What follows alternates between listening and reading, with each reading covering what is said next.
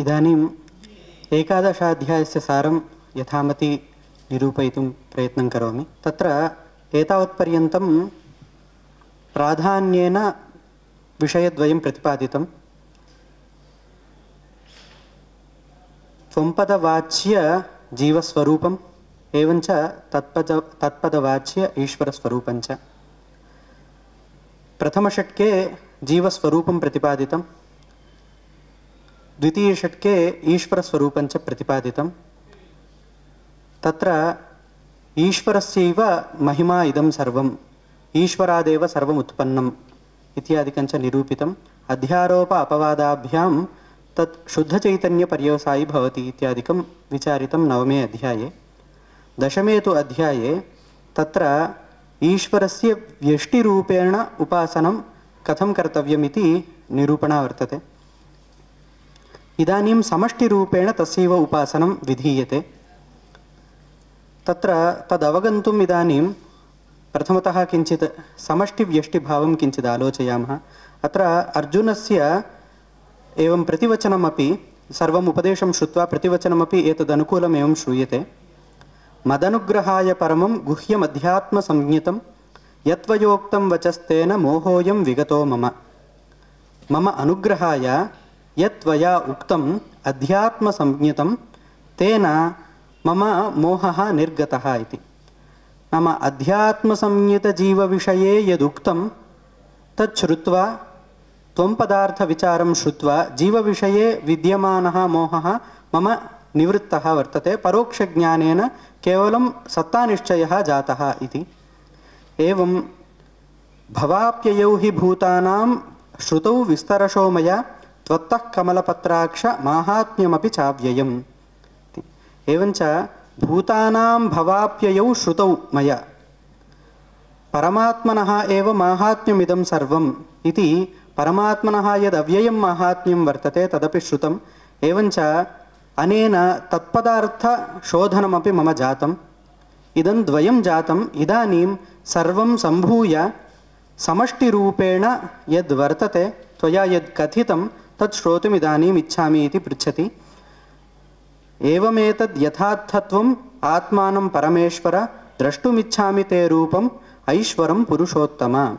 एवञ्च आधिदैविकरूपेण समष्टिविषयः, समष्टितत्त्वं यत् प्रतिपादितं तत् द्रष्टुमिच्छामि इति अर्जुनः पृच्छति। इदानीम् अत्र समष्टिव्यष्टिविचारः कथं भवति इति किञ्चित् आलोच्य अग्रे गच्छामः। तत्र माण्डूक्योपनिषदि ओङ्कारोपासनाद्वारा अयं व्यष्टिसमष्टिविचारः एवं कृतः। तत्र लोकोदाहरणं स्वीकुर्मः। वृक्षाः भवन्ति। प्रत्येकं वृक्षं दृष्ट्वा एकः वृक्षः, द्वितीयः वृक्षः इति एकैकवृक्षपरिगणने सति व्यष्टिः भवति। वृक्षाः इति बहुत्वज्ञानं भवति। यदा तु सर्वान् वृक्षान् सम्भूय पश्यामः तर्हि वनम् इति एकत्वबुद्धिः आगच्छति। एवं वृक्षाः इति बहुत्वं यदा पश्यामः तदा व्यष्टिः, व्यष्टिदृष्टिः इत्युच्यते। यदा सम्भूय वनम् इति एकत्वं पश्यामः तदा समष्टिः इत्युच्यते। एवं स्थूलदेहानां पृथक् पृथक् दृश्यमानानां यदि व्यष्टिदृष्टिः भवति तर्हि शरीराणि इत्युच्यते। एवञ्च शरीराणि इति यदा व्यष्टिदृष्टिर्भवति तदा शरीरोपहितं चैतन्यमपि भिन्नं भिन्नम् इत्येव भाति। यथा प्रत्येकं वृक्षावच्छिन्नः आकाशः भिन्नः भिन्नः भाति, एकैकवृक्षावच्छिन्नः आकाशः भिन्नभिन्नधा भाति। एवं तत्तद् स्थूलशरीरावच्छिन्नचैतन्यमपि भिन्नं भिन्नं भाति। अस्यैव विश्वः इति नाम आगच्छति। नाम तत्तत् स्थूलशरीरावच्छिन्नं चैतन्यं, नाम व्यष्टिस्थूलशरीरावच्छिन्नं चैतन्यं यद्वर्तते अस्य विश्वः इति नाम। भवतु विश्वः इति नाम कुतः आगतम् इति ज्ञातव्यं चेत् प्रथमतः मूलं किञ्चित् गच्छामः। कुतः इदं सर्वम् आगतम् इति मूलतः यदि आगत्य पश्यामः तदा सम्यक् ज्ञायते। एवञ्च प्रथमतः चैतन्यमेव केवलं तत्त्वं वर्तते, तदतिरिक्तं किमपि नास्ति वस्तुभूतम्। एवञ्च चैतन्ये शुद्धे यदा माया कल्प्यते तदा सा माया व्यष्टिदृष्ट्या दृष्टा सति बहुधा इंद्रो मायाभिः पुरुरूपयते इति दृष्ट्या बहुत्वेन कीर्त्यते। तदा अज्ञानानि इति तस्य नाम आगच्छति। मायायाः एव बहुत्वदृष्ट्या व्यष्टिदृष्ट्या अज्ञानानि इति नाम आगच्छति। तदा तत्तदज्ञानोपहितं चैतन्यं व्यष्ट्यज्ञानोपहितं चैतन्यं प्राज्ञः इति कथ्यते। प्रकर्षेण अज्ञत्वात् तस्य प्राज्ञः इति नाम आगच्छति। अज्ञानमात्रं तस्य उपाधिर्भवति, तदा तस्य ज्ञानं किमपि न भवति। इयञ्च अवस्था सुषुप्तौ उपलभ्यते। सुषुप्तौ यदा सुप्तस्वप्नं न कञ्चन कामयते अथास्मिन् प्राण एव एकधा भवति इति श्रुतिर्वदति। एवञ्च तस्मिन् काले द्वितीयं ज्ञानं न भवति इति कृत्वा अज्ञानमेव तत्र वर्तते। अज्ञानवशादेव अन्यद्वितीयं ज्ञानं किमपि न भवति। अन्तःकरणादीनां सर्वेषां तत्रैव लयः भवति। एवञ्च केवल अज्ञानोपहितं चैतन्यं जीवः प्राज्ञः इति तत्र कथ्यते। यदा तु एकत्वदृष्ट्या सम्भूय अज्ञानानि पश्यामः तदा माया अथवा अज्ञानं मूलाज्ञानं मूलाविद्या इति कथ्यते। तादृश मूलाविद्योपहितं चैतन्यम् ईश्वरः इति उच्यते वेदान्तेषु। तस्यैव स्रष्टृत्वादिकं सर्वं श्रुतिप्रसिद्धम्। अयञ्च महाप्रलये ज्ञातुं शक्यते। अयम् इदञ्च ईश्वरस्वरूपं महाप्रलये अस्माभिः ज्ञातुं शक्यते। महाप्रलये काले अज्ञानव्यतिरिक्तं किमपि दृश्यपदार्थान्तरं न भवति। अज्ञानमात्रावच्छिन्नं चैतन्यम् ईश्वरः तदा उपलभ्यते।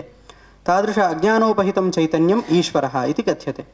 इदानीं यथा एकैकवृक्षावच्छिन्नः आकाशः भिद्यते, सम्भूय वनावच्छिन्न आकाशस्तु न भिद्यते, एवमत्र समष्ट्यज्ञानोपहितं चैतन्यम् ईश्वरः इति कथ्यते। वस्तुतस्तु अत्र अयं ज्ञातव्यः अंशः वर्तते। अयञ्च उपासनाप्रकारः।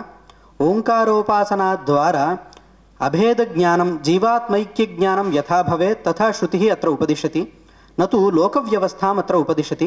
लोकव्यवस्था यद्यपेक्षते तर्हि आत्मना आकाशसम्भूतः इति रीत्या पृथगेव जीवाद्भिन्नः ईश्वरः इति मत्वा लोकव्यवस्था सम्पादनीया।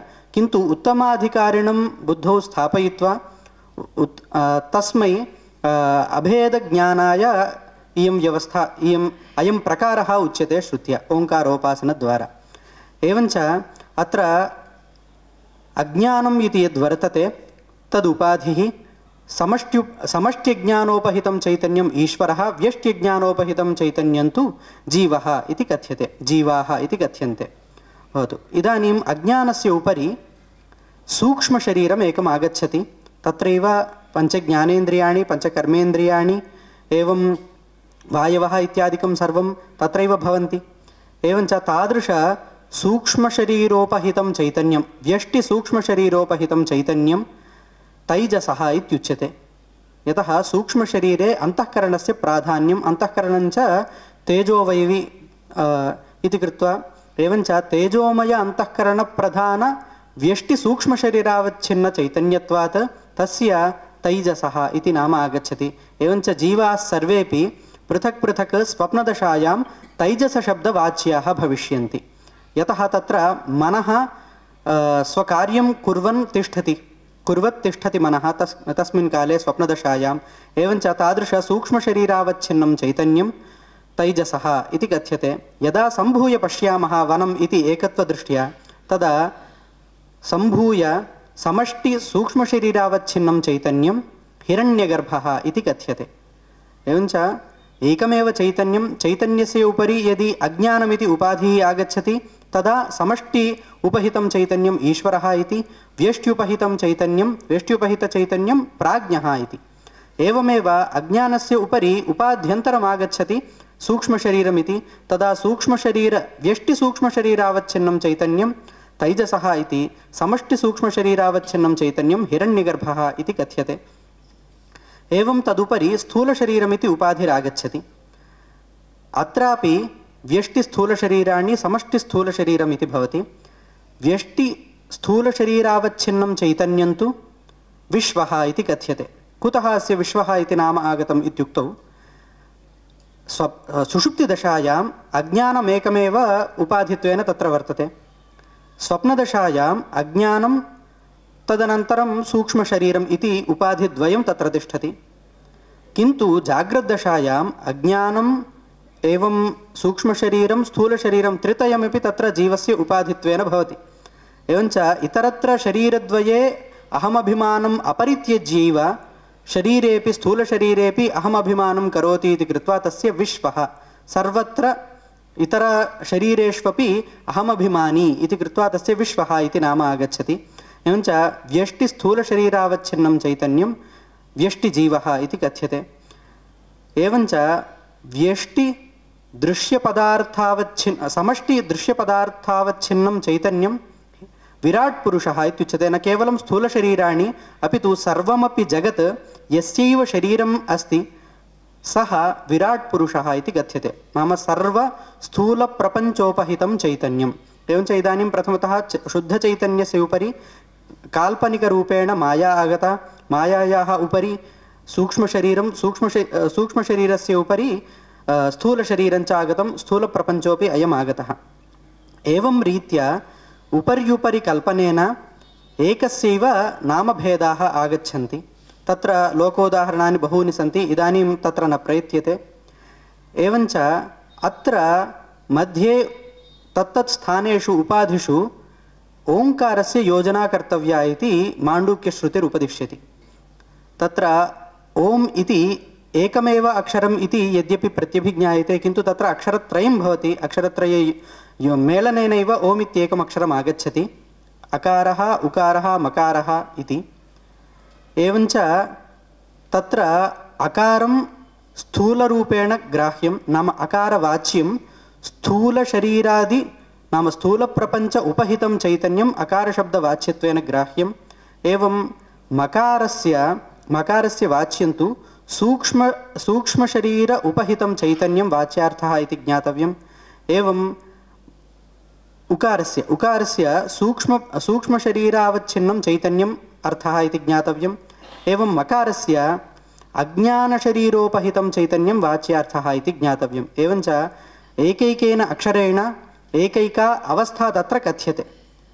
इदानीम् ओङ्कारोपासनद्वारा प्रथमम् अकारम् उकारे लयं सम्पाद्य, उकारस्य मकारे लयं सम्पाद्य यथा उच्चारणा क्रियते तद्वदेव स्थूलशरीराणां सूक्ष्मशरीरेषु लयः कर्तव्यः, सूक्ष्मशरीराणाञ्च अज्ञाने लयः कर्तव्यः।